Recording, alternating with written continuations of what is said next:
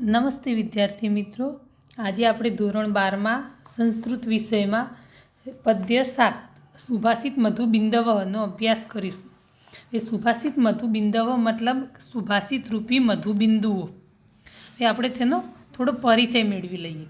જો સુભાષિત એટલે સુંદર વચન, સરસ વચન, જે સારી રીતે બોલાયું હોય, જે સત્ય હોય અને જે કલ્યાણકારી હિતકારી હોય તે સુભાષિત કહેવામાં આવે છે. જેનો શુભ આશય હોય એ સુભાષિત.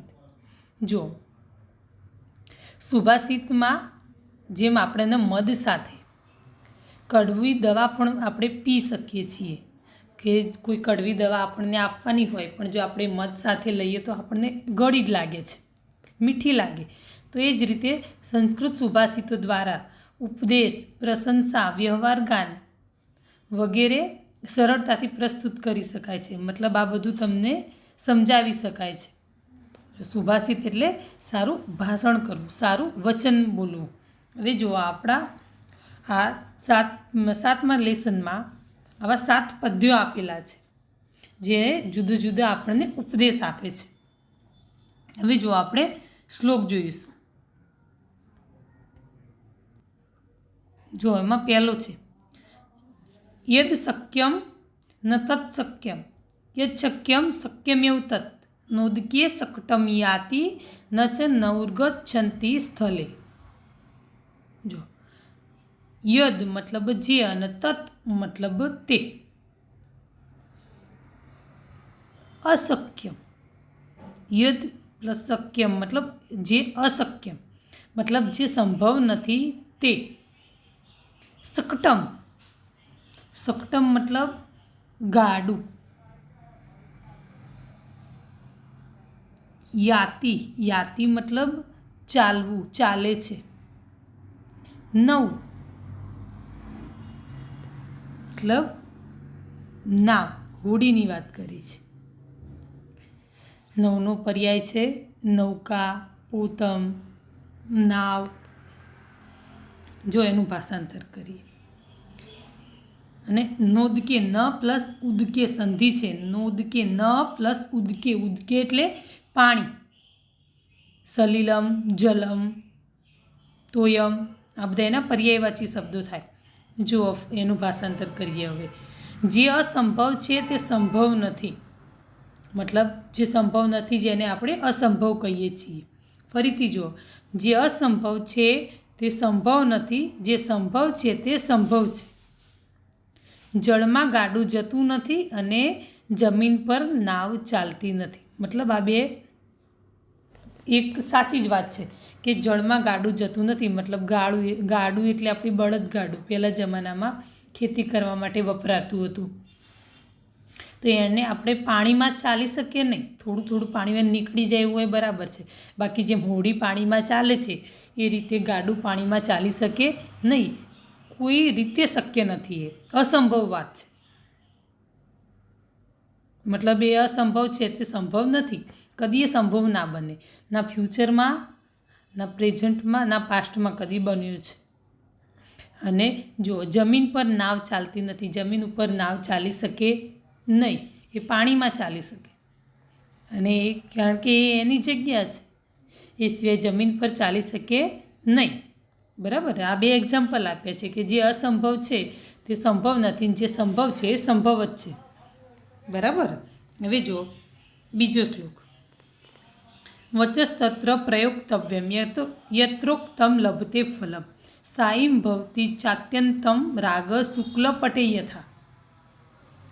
જો રાગ મતલબ રંગ.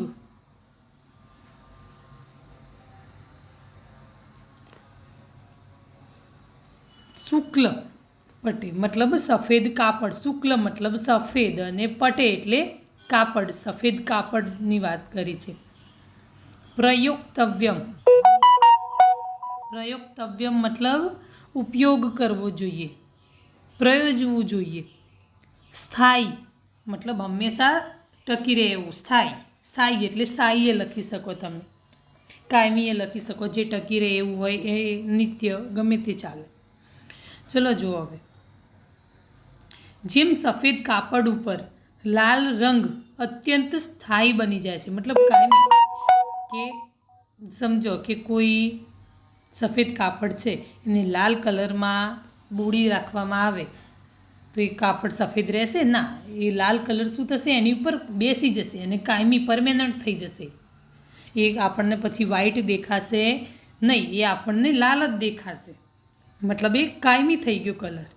તેમ જ્યાં બોલવાનું ફળ પ્રાપ્ત થાય ત્યાં જ વાણી પ્રયોજવી જોઈએ. મતલબ જે એક્ઝામ્પલ આપ્યું છે કે જ્યાં તમે કંઈક બોલો છો, કોઈકને કંઈક સમજાવો છો, કોઈને કંઈ ઉપદેશ આપો છો અને એનું પ્રયોજન રહેતું હોય, મતલબ સામેવાળું સમજતું હોય, તમારી વાત સાંભળવા માગતું હોય અને પોતાની જિંદગીમાં ઉતારતું હોય, તો તમારે કહેવાનું કોઈ પ્રયોજન છે. બાકી તમારે કહેવાનો કોઈ મતલબ આવતો નથી. જેમ ગુજરાતીમાં કહેવત છે કે ભેંસ આગળ ભાગવત. તમે આ ભાગવત, શ્રીમદ ભાગવત ગીતા છે, એ કોઈ ભેંસ બાંધી હોય ને એની આગળ આખી ભાગવત કથા કહી દો તો કોઈ મતલબ ખરો? ભેંસને કોઈ પ્રયોજન ખરું? એનું બિલકુલ નહીં. એ જ વસ્તુ છે કે જો તમે કંઈક કોઈને સમજાવો છો ને એનું કોઈ પ્રયોજન રહેતું હોય તો તમારે બોલવાનો કોઈ અર્થ છે. બાકી આપણે બોલીએ અને સામેવાળાને કોઈ ફેર પડતો ના હોય, આપણું અડધું એ સાંભળ્યું ના હોય એણે, તો બોલવાનું કોઈ પ્રયોજન હોતું નથી. આપણે ત્યાં આપણે કંઈ પણ સમજાવવું જોઈએ કે કંઈ પણ બોલવું જોઈએ નહીં. બરાબર? ફરીથી જો, જેમ સફેદ કાપડ ઉપર લાલ રંગ અત્યંત સ્થાયી બની જાય છે, તેમ જ્યાં બોલવાનું ફળ પ્રાપ્ત થાય ત્યાં જ વાણી પ્રયોજવી જોઈએ, મતલબ બોલવું જોઈએ. બરાબર? હવે જો આપણે આગળ ત્રીજો શ્લોક જોઈશું. જો ત્રીજો શ્લોક, વાર્તા ચ કૌતુકવતી વિમલા ચ વિદ્યા લોકોત્તરમ પરિમલચ્ચ કુરંગનાભે તૈલસ્ય બિંદુરીવ વારિણી દુર્નિવારમ એતત ત્રયમ પ્રસરતી સ્વયમેવ ભૂમો. જો વાર્તા, વાર્તા મતલબ સમાચાર. કોઈ આપણે સમાચાર આપવા હોય, કોઈને કોઈ ન્યૂઝ આપવું છે એની વાત છે. કૌતુકવતી મતલબ કુતૂહલ જગાડે તેવી, નવાઈ જગાડે તેવું. લોકોત્તરમ, લોકોત્તરમ મતલબ કે લોક કરતાં વધુ સારી, શ્રેષ્ઠ, લોકોથી ચડિયાતી. પરિમલ મતલબ સુગંધ. કુરંગ નાભે મતલબ હરણની નાભીમાંથી. જો કસ્તુરી, કસ્તુરી જે છે એક સ્મેલવાળું છે, કે કસ્તુરી મૃગ કહેવાય. મૃગ એટલે હરણ, કે એ કસ્તુરી મૃગ હોય એની નાભીમાં સુગંધીદાર દ્રવ્ય હોય છે કે જેની સ્મેલ આખા વનમાં હોય છે. પણ જે હરણ છે એ સ્મેલને આખા વનમાં શોધે છે, પણ એને પોતાને પણ ખબર હોતી નથી કે આ સ્મેલ એના પોતાની નાભીમાંથી આવે છે. એટલે એ કસ્તુરી મૃગ જ્યાં જ્યાં જંગલમાં ફરતા હોય, આખા જંગલમાં એની સ્મેલ રહે. એને પહોંચાડવાની જરૂર ના હોય કે આમ જા જા જા એવું. ઓટોમેટિક આખા જંગલમાં એની સુવાસ ફેલાયેલી હોય. જો વારિણી મતલબ જળ, પાણી. દુર્નિવારમ, દુર્નિવારમ મતલબ મુશ્કેલીથી રોકી શકાય તેવું, અટકાવી શકાય તેવું. પ્રસરતી મતલબ ફેલાય છે. હવે જુઓ એનું ભાષાંતર કરીએ આપણે કે કુતૂહલ જગાડે તેવા સમાચાર, પવિત્ર વિદ્યા તથા હરણની નાભીમાં રહેલી અસામાન્ય સુગંધ રોકવા અત્યંત મુશ્કેલ છે. કઈ ત્રણ બાબતો જુઓ ફરીથી, તમને ઘણીવાર એક્ઝામમાં પૂછાય છે આ શ્લોક, કે કુતૂહલ જગાડે તેવા સમાચાર. ફરીથી, કુતૂહલ જગાડે તેવા સમાચાર, પવિત્ર વિદ્યા, વિમલાચ વિદ્યા, વિમલા મતલબ નિર્મળ, પવિત્ર, પવિત્ર વિદ્યા તથા હરણની નાભીમાં રહેલી અસામાન્ય સુગંધ રોકવા અત્યંત મુશ્કેલ છે. આ ત્રણેય જળમાં પડેલા તેલના ટીપાની માફક ધરતી પર સ્વયં ફેલાય છે. તો આ ત્રણેય કઈ રીતે ફેલાય છે એની માટે એક્ઝામ્પલ આપ્યું છે કે જેમ જળમાં પડેલું તેલનું ટીપું હોય, કે પાણીમાં તમે તેલનું ટીપું નાખો તો ઓટોમેટિક ફેલાઈ જાય છે, એને તમારે ફેલાવાની જરૂર હોતી નથી. તેમ ધરતી ઉપર આ બધું ત્રણેય વસ્તુઓ જાતે ફેલાઈ જાય. કઈ કઈ? કે કુતૂહલ જગાડે તેવા સમાચાર. જો કોઈ ખરાબ બાબત છે તમારે કોઈને કંઈ નહીં કહેવું, પણ છતાં પણ બધાને એ વસ્તુની ખબર પડી જાય છે, જલ્દી પહોંચે એકબીજા સુધી ન્યૂઝ. બધા એકબીજાને ફોન કરીને કોન્ટેક કરીને એકબીજાને ન્યૂઝ પહોંચાડી દે છે. એટલે કુતૂહલ જગાડે તેવા સમાચાર તમે જો કોઈ સારી વાત હોય તો જલ્દી ઓછી ફેલાય, પણ આ કુતૂહલ જગાડે તેવો હોય મતલબ એ લોકોને શું થાય, મસાલો મળી રહે વાતો કરવા માટે, એટલે જલ્દી ફેલાય. પછી પવિત્ર વિદ્યા, તમારી વિદ્યા પણ જલ્દી ફેલાય. તમારી પાસે જ્ઞાન છે, નોલેજ છે, તો તમારી પાસે બધા આવવાના જ છે, એ તમારી નામના બધે ચારે બાજુ થવાની જ છે, પણ તમારી પાસે જ્ઞાન હોવું જરૂરી છે જે તમે લોકોને વહેંચો છો. અને ત્રીજું છે કે હરણની નાભીમાં રહેલી અસામાન્ય સુગંધ, મતલબ હમણાં જ કહ્યું મેં કે જે કસ્તુરી મૃગની નાભીમાં રહેલી સુગંધ એ આખા વનમાં ફેલાતી હોય છે. તો આ ત્રણેય બાબતો રોકવી અત્યંત મુશ્કેલ છે, જેને તમે રોકી શકો નહીં. અને એની માટે તમને એક્ઝામ્પલ આપ્યું કે કઈ રોકી ના શકો, કઈ રીતે કે જેમ પાણીમાં પડેલું તેલનું ટીપું હોય એને તમે ફેલાતા રોકી ના શકો, ઓટોમેટિક ફેલાઈ જ જાય, તમારે ના ફેલાવા દેવું હોય તોય. તો એ જ રીતે આ ત્રણેય બાબતો પણ ધરતી પર સ્વયં ફેલાઈ જાય છે. બરાબર. જો હવે ચોથો શ્લોક, ચોથો શ્લોક આપણો. ઉદયતી યદિ ભાનુ પશ્ચિમે દિગ્વિભાગે પ્રચલતી યદિ મેરુ સીતતામ યાતિ વહની વિકસતી યદિ પદ્મમ પર્વતાગ્રે શિલાયામ ન ભવતી પુનરુક્તમ ભાસિતમ સજ્જનાનામ. શું કહે છે જો, વહની મતલબ અગ્નિ, ભાનુ મતલબ સૂર્યની વાત કરી છે. બરાબર. પુનરુક્તમ મતલબ ફરી બોલેલું, મતલબ પોતે પોતાની કહેલી વાતમાંથી ફરી જાય, ફરી બોલે. દિગ્વિભાગે મતલબ દિશાઓની વાત, દિગ્વી મતલબ દિશા. ચલો હવે આપણે જોઈએ કે જો સૂર્ય પશ્ચિમ દિશામાં ઉદય પામે મતલબ ઉગે, પશ્ચિમ દિશામાં ઉગે સૂર્ય ના, પૂર્વમાં. પણ જો કેમ એવું કહે છે કે જો સૂર્ય પશ્ચિમ દિશામાં ઉદય પામે, મેરુ પર્વત ચલિત થાય, મતલબ મેરુ પર્વત ડોલે, જો અગ્નિ ઠંડો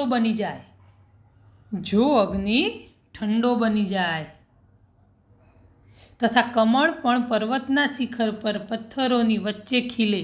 કમળ ક્યાં ખીલે? કાદવમાં, જમીન ઉપર કાદવમાં ખીલે. પણ એની માટે શું કીધું છે કે જો કમળ પણ પર્વતના શિખર પર પથ્થરોની વચ્ચે ખીલે, છતાં પણ સજ્જનો વડે બોલાયેલું વચન બદલાતું નથી, પુનરુક્તિ પામતું નથી, મતલબ બદલાતું નથી. એ લોકો વચન ભંગ કરતા નથી. જો આ બધું જ ભલે ફરી જાય, જો સૂર્ય પૂર્વમાં જ ઉગે છે, ક્યારેય પશ્ચિમમાં નથી જ ઉગવાનો, પણ જો એક સમય એવો બને કે પશ્ચિમમાં ઉગે, પણ જે સજ્જન માણસ છે, સત્પુરુષ માણસ છે, એ ક્યારેય પોતાનું વચન તોડતો નથી. એવું માગે છે તમને. બરાબર. જો તો એની માટે શું કહ્યું છે કે જો સૂર્ય પશ્ચિમ દિશામાં ઉદય પામે, મેરુ પર્વત ચલિત થાય, અગ્નિ ઠંડો બની જાય, તથા કમળ પર્વતના શિખર પર પથ્થરોની વચ્ચે ખીલે, છતાં પણ સજ્જનો વડે બોલાયેલું વચન બદલાતું નથી. ચલો હવે આગળ જોઈએ. 5મો શ્લોક. કસ્વમ સુલિમૃગય ભિષજમ નીલકંઠ પ્રિયહમ કેકામેકામ કુરુ પશુપતિ નૈવ દ્રષ્ણે વિષાણે સ્થાણુ મૂર્ધે ન વદતી તરુર્જીવિતેશ શિવાયા ગચ્છાટવ્યામિતિ હતવચા પાતુ વચંદ્રમ ચૂડ. જો આમાં દરેક શબ્દના 2 અર્થ થાય છે, દરેક શબ્દના. જો આમાં પાર્વતી અને શંકર ભગવાનનો બેનો સંવાદ છે, અને બંને એક જ સાથે, મતલબ એક શબ્દના ડબલ મિનિંગ કાઢીને વાત કરે છે. જો કઈ રીતનું કહે છે તો જો પહેલું પાર્વતી બોલે છે, તમે કોણ છો? તો શિવ બોલે છે, જુઓ શૂલી. શૂલી મતલબ હું ત્રિશૂળવાળો છું. શૂલી મતલબ ત્રિશૂળ. તો ત્રિશૂળ શૂલીનો બે અર્થ થાય કે ત્રિશૂળ અને પીડા. તો હું ત્રિશૂળવાળો છું. મતલબ પાર્વતીએ કયા મિનિંગમાં લીધું? ભગવાને એવું કીધું હું ત્રિશૂળવાળો છું. પણ પાર્વતીએ કયા મિનિંગમાં લીધું કે પીડાવાળો, મતલબ હું પીડાવાળો છું. તો પાર્વતી શું જો કહે છે કે જો વૈદ્યને શોધ, મતલબ ડૉક્ટર પાસે જા. તું પીડાવાળો છે તો ડૉક્ટર પાસે જા. જો શિવ પછી ફરીથી કહે છે કે હે પ્રિયા, હું નીલકંઠ છું. જો નીલકંઠના પણ બે શબ્દો છે કે નીલકંઠ એટલે એક શબ્દ થાય શિવ, ભગવાન શિવ માટે આપણે નીલકંઠ ધારી કહીએ છીએ.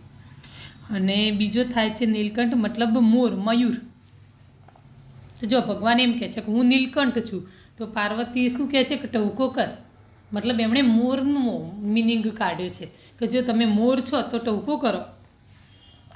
બીજો આગળ ભગવાન શું કહે છે કે હું પશુઓનો સ્વામી છું. પશુપતિ મતલબ શંકર ભગવાનનું બીજું નામ છે પશુપતિ. હું પશુપતિ છું, પશુઓનો સ્વામી છું. તો પાર્વતી શું કહે છે કે તારા તો બે શિંગડા દેખાતા નથી. જો પશુપતિ એટલે બીજું શું અર્થ થાય કે શંકર ભગવાન માટે પશુપતિ શબ્દ વાપરવામાં આવે છે. અને બીજો છે બળદ. બળદને પણ પશુપતિ કહેવામાં આવે છે. તો કે તારા બે શિંગડા ક્યાં છે? શિંગડા તો દેખાતા નથી મને. ફરીથી જો આગળ શું કહે છે? જો નૈવ દ્રષ્ટે વિષાણી મતલબ તારા શિંગડા બે દેખાતા નથી. પછી ભગવાન શિવ કહે છે કે સ્થાણું, હું સ્થાણું છું. સ્થાણું મતલબ વૃક્ષ, જે સ્થિર રહેવાવાળું. હું સ્થિર રહેનાર છું. સ્થિર રહેનાર મતલબ હું વૃક્ષ છું, સ્થાણું છું. તો જો એણે પાર્વતીજીએ શું મિનિંગ કાઢે વૃક્ષનો? તો શું કહે છે કે વૃક્ષ તો બોલતું નથી. મતલબ તમે તો બોલો છો, વૃક્ષ તો બોલે નહીં. પછી જો આગળ ભગવાન શું કહે છે કે હે ભોળી, હું શિવાનો પ્રાણનાથ છું. શિવાયાહા, શિવા પાર્વતીનું બીજું નામ છે શિવા, શિવની પત્ની શિવા. અને બીજો મતલબ થાય શિયાળવી, શિયાળની પત્ની. એને શિવાયાહા કહેવાય, શિયાળવી. તો શું કહે છે જો કે હું શિવાનો પ્રાણનાથ છું, મતલબ શિવાનો પતિ છું. તો પાર્વતીજી શું કહે છે કે જો તું શિવાનો પતિ છે તો વનમાં જા. મતલબ શિયાળ ક્યાં હોય? વનમાં. તો તું વનમાં જા. તો જો આમ પત્ની સાથેના સંવાદમાં જેમને બોલતા બંધ કરી દેવાયા છે તેવા શિવ તમારું રક્ષણ કરો. મતલબ જો આ બંને વચ્ચેના સંવાદ છે, પ્રેમભર્યો સંવાદ. અને એમાં શંકર ભગવાનને બોલતા બંધ કરી દેવાય છે. કોનાથી? પાર્વતીજી તેમને બોલતા બંધ કરી દે છે. અને આવા બોલતા બંધ કરી દેવાયેલા શિવ ભગવાન તમારું રક્ષણ કરો. બરાબર. ફરીથી જુઓ કે પાર્વતીજી બોલે છે કે તમે કોણ છો? હું ત્રિશૂળવાળો છું. તો વૈદ્યને શોધ. હે પ્રિયા, હું નીલકંઠ છું. તો એક ટહુકો કર. હું પશુઓનો સ્વામી છું. તારા બે શિંગડા દેખાતા નથી. હે દેવી, હું સ્થાણું છું. વૃક્ષ તો બોલતું નથી. હે ભોળી, હું શિવાનો પ્રાણનાથ છું. જો તું શિવાનો પ્રાણનાથ હોય, પતિ હોય, તો વનમાં જા. આમ જેમને બોલતા બંધ કરી દેવાયા છે તેવા શિવ તમારું રક્ષણ કરો. ચલો હવે આપણે છેલ્લો શ્લોક જોઈશું.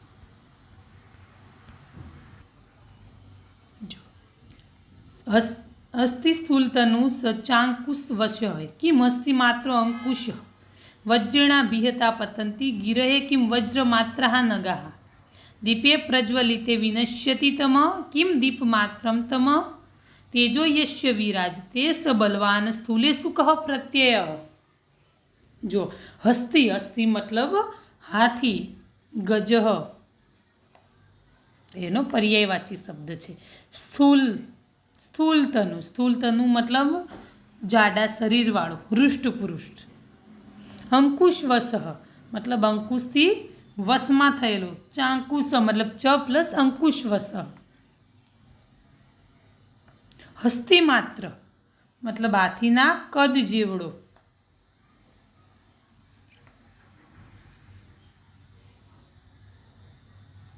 વજ્રમાત્ર. વજ્ર મતલબ ઇન્દ્ર રાજાનું, જે દેવોના દેવ છે ઇન્દ્ર, એમનું જે હથિયાર છે એને વજ્ર કહેવામાં આવે છે. હવે જો તે દધીચી ઋષિના હાડકામાંથી બનેલું છે અને તે એટલું મજબૂત છે કે મોટા મોટા પર્વતોને પણ તોડી શકે છે. એક નાનું સરખું હથિયાર, અસ્ત્ર, મોટા મોટા પર્વતોને પણ તોડવાની તાકાત ધરાવે છે. જો પછી નગાહા. નગાહા મતલબ પર્વત. નગાહા મતલબ પર્વત. તમહ મતલબ અંધારું. સ્થૂલેશુ મતલબ જાડા, સ્થૂળતા. ને પ્રત્યય મતલબ વિશ્વાસ, ભરોસો.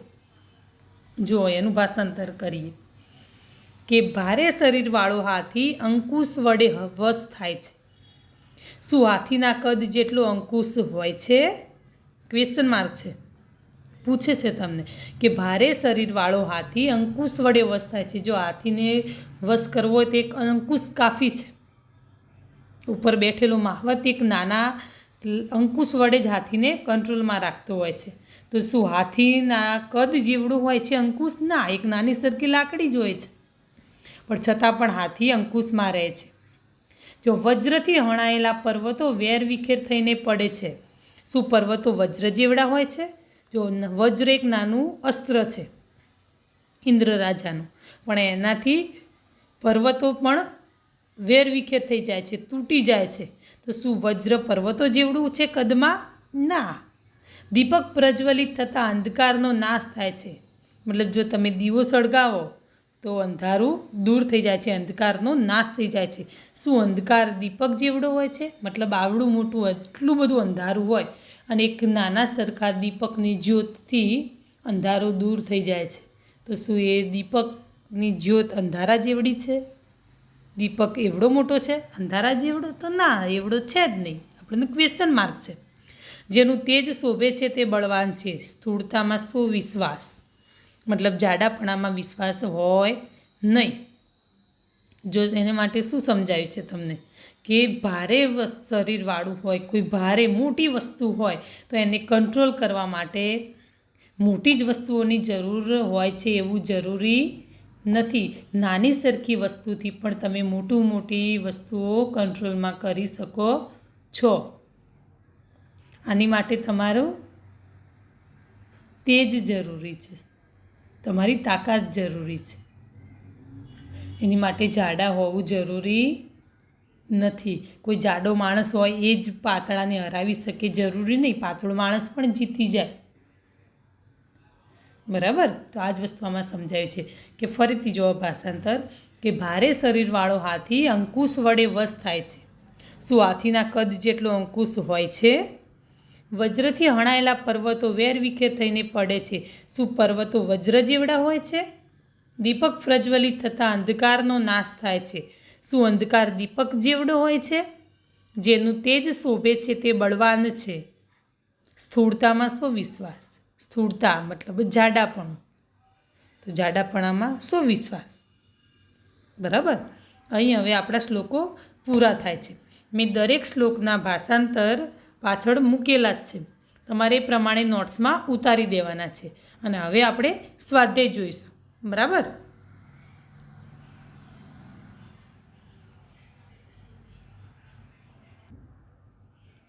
જો સ્વાધ્યાયમાં છે કે વિકલ્પોમાંથી શોધીને તમારે ઉત્તર લખવાનો છે. એમાં પહેલું છે ઉદકે કિમ નહીં આતી? તો એમાં જો આન્સર શું આવશે? ઉદકે કેમ નહીં આતી? તો સકટમ મતલબ સકટ મતલબ ગાડું, ગાડું પાણીમાં ચાલી નથી શકતું. બીજું છે રાગ કુત્ર સ્થાયી ભવતી? તો રાગ શુક્લપટે, સી. બરાબર. 3rd નંબર જો કશ્ય ભાષિતમ પુનરુક્તમ ન ભવતી? સજ્જના નામ. બરાબર. 4 નંબર યદિ ત્વમ શૂલી અસી તર્હિ બીસજમ મૃગય. 5 નંબર હતવચા કહ વર્તતે? તો હતવચા ચંદ્રચૂડ.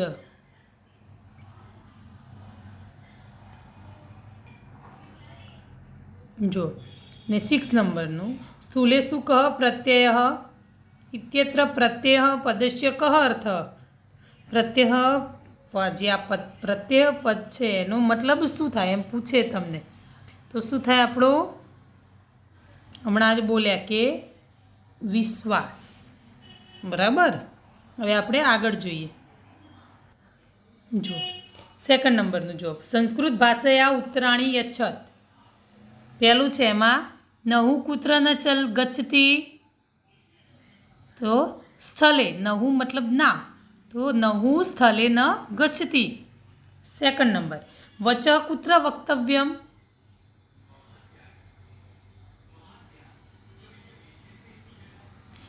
જો યત્ર ઉક્તમ ફલમ લભતે વચ તત્ર વક્તવ્યમ. જ્યાં બોલવાનું ફળ ઉપજે ત્યાં તમારે બોલવું જોઈએ. 3rd નંબર જો કિમ ત્રયમ સ્વયં પ્રસરતી?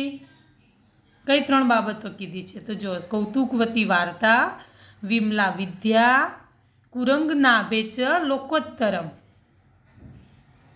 પરિમલ એતત ત્રયમ ભૂમૌ સ્વયં પ્રસરતી. બરાબર. કઈ 3? કૌતુકવતી વાર્તા, વિમલા વિદ્યા, કુરંગ નાભે ચ લોકોત્તરમ પરિમલ એતત ત્રયમ ભૂમૌ સ્વયં પ્રસરતી. બરાબર. હવે આગળ 4 નંબર જો ચંદ્રચૂડ નામ કહ? તો ચંદ્રચૂડ નામ ભગવત શિવસ્ય નામ અસ્તિ. શિવસ્ય નામ અસ્તિ. ઓકે. કહ બલવાન? યસ્ય તેજ વિરાજતે સહ બલવાન ભવતી. યસ્ય તેજ વિરાજતે સહ બલવાન ભવતી. ઓકે. 3rd નંબર જો સસંદર્ભ સમજાવો. પહેલું છે એમાં રાગ શુક્લપટે યથા. તો આ સસંદર્ભ છે, એનું ભાષાંતર થાય છે કે જેમ સફેદ કાપડ ઉપર લાલ રંગ કાયમી બની જાય છે. તો આને તમારે ડિટેલ્સમાં પછી આખું સ્પષ્ટ કરવાનું છે, સ્પષ્ટીકરણ સાથે લખવાનું છે. બરાબર. 2nd નંબર ન ભવતી પુનરુક્તમ ભાષિતમ સજ્જનાના નામ.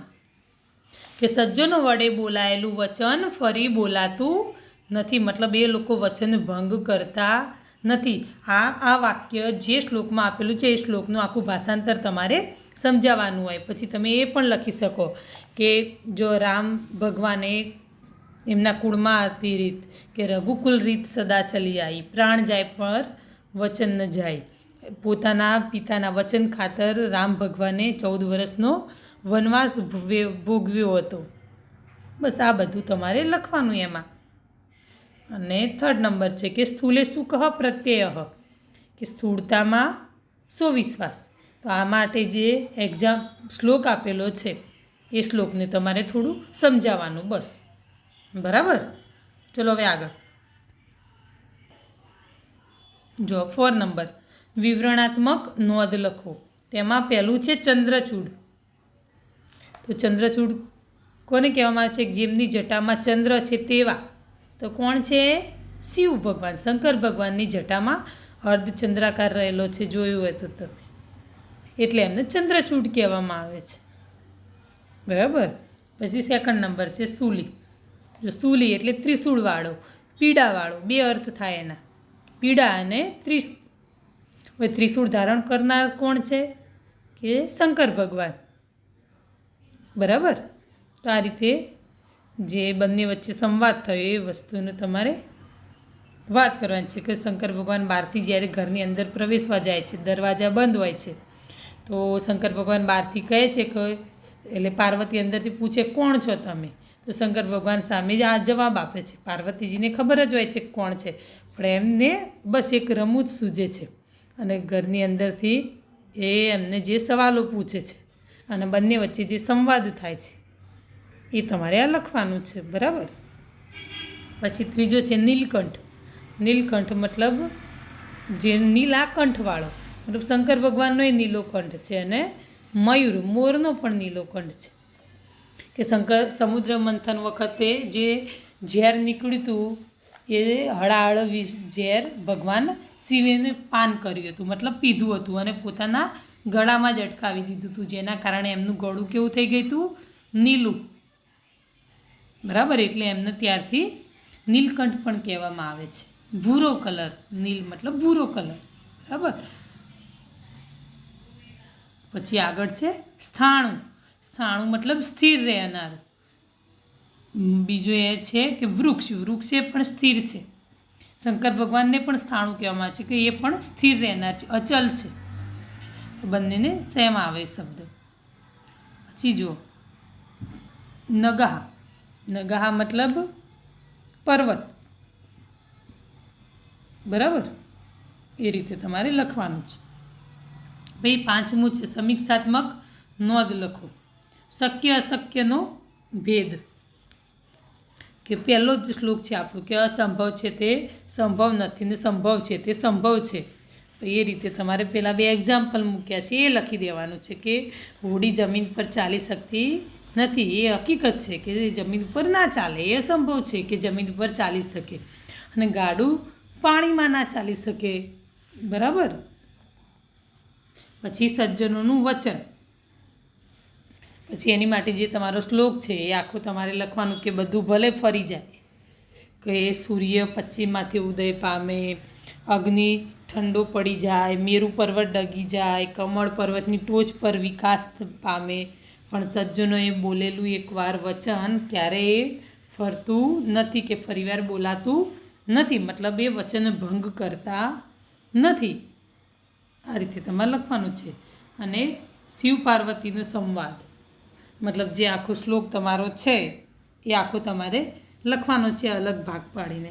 કોણ ક્વેશ્ચન કરે છે, કોણ આન્સર આપે છે. મતલબ પહેલાં કે પાર્વતી, તો પાર્વતી શું બોલે છે, તમે કોણ છો. પછી શિવ ભગવાન એનો આન્સર આપે છે કે હું ત્રિશૂળધારી છું. એ રીતે તમારે બધું લખવાનું છે. બરાબર. પછી આગળ છે કે તેજસ્વીનું મહત્ત્વ. તેજસ્વીનું મહત્ત્વ મતલબ જો કે છેલ્લો શ્લોક આપણો હાથીવાળો, કે મોટા મોટા હાથીઓને કંટ્રોલમાં રાખવા મોટી જ વસ્તુઓની જરૂર છે એવું જરૂરી નથી. મોટા કામ મોટી જ વસ્તુઓ કરે એવું એ ના હોય, નાની અમથી વસ્તુ પણ મોટા કામ કરી શકતી હોય છે. કે જો જ્યાં સોયનું કામ હોય ત્યાં તલવાર કામ કરી શકતી નથી. જેમ કપડાં સાંધવા માટે સોય જ જરૂરી છે, ત્યાં આપણે તલવાર લઈને બેસાય નહીં. બરાબર. ચલો હવે છેલ્લો જો કે નીચેના શ્લોકોની પૂર્તિ કરો. કે આ બંને શ્લોકો તમારે આયા છે સ્વાધ્યાયમાં શ્લોક પૂર્તિમાં, મતલબ આ બંને એક્ઝામમાં પૂછાઈ શકે શ્લોક પૂર્તિમાં તમારે. તો બંને શ્લોકો તૈયાર કરી દેવાના છે, એક્ઝામમાં પૂછાઈ શકે. બરાબર. એટલે આ બંને શ્લોકો સ્વાધ્યાયમાં બી તમારે લખી દેવાના છે શ્લોક પૂર્તિમાં, અને આગળ ભાષાંતર લખશો એ અલગ. એના સિવાય તમારે આ રીતે લખી દેવાનું છે. અને જે સ્વાધ્યાયમાં શ્લોક પૂર્તિ હોય એ જ શ્લોકો તૈયાર કરવાના. બરાબર. આજે ફરીથી કહી દઉં છું. હવે અહીંયા આપણું લેસન પૂરું થાય છે.